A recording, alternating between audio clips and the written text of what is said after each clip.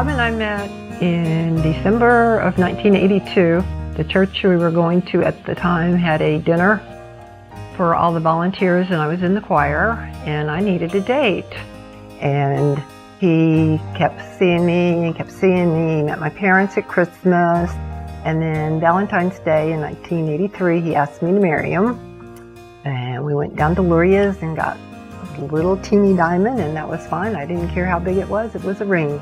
We got married in May of 1983, and well, as a matter of fact, it was May 21st, 1983, and 345 days later, I broke my neck in a construction accident.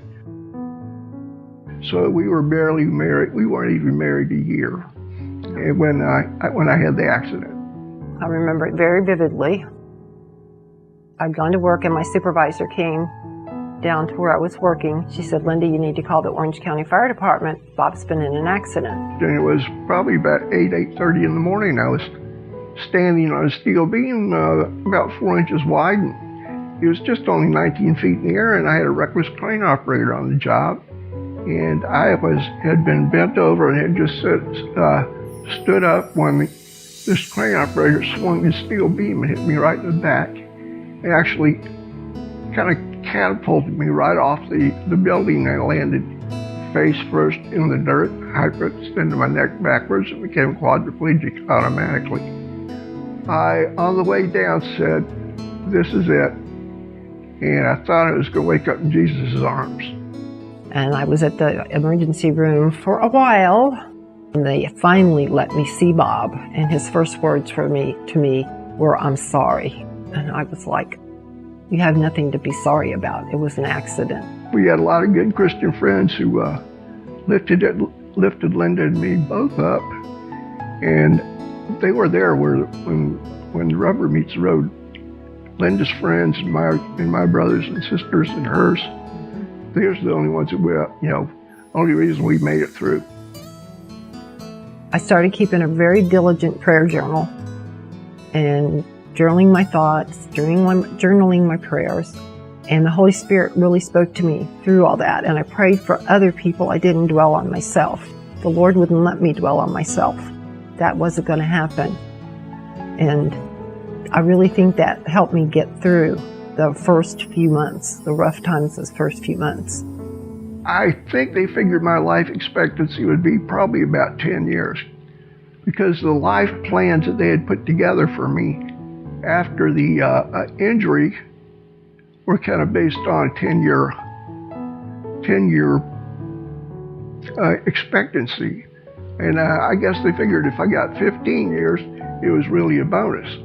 And now it's been 30 years, this coming May 1st, that I've been injured.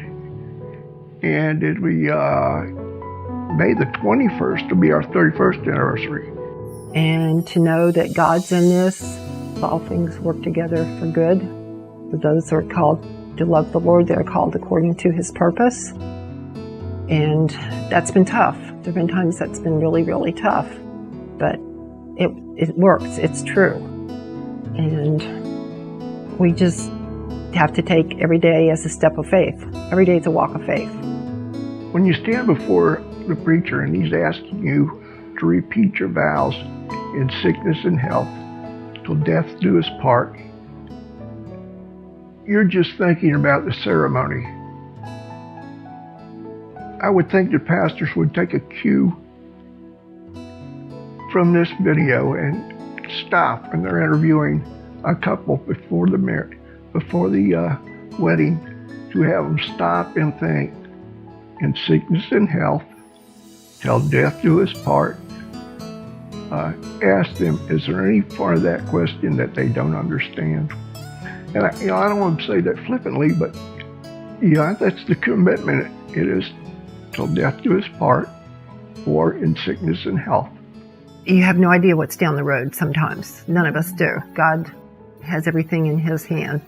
And we have to understand our commitment to one another, to the longevity of our relationship, and the importance of why we're together, because we love each other. Till death do us part. We really do, and we always have, and we always will.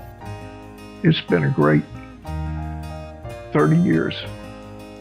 I mean, there's been days when they were really great up days, and there's been some really great down days. Linda knows when the good days are here, and she knows when the bad days are here. But she's been here for 31 years, so she's made my life what it is today. And knowing that she's so quick to run and pray, that's made the difference. It's made the difference in her life. We're loving the journey in more ways than one. It's been a fantastic journey.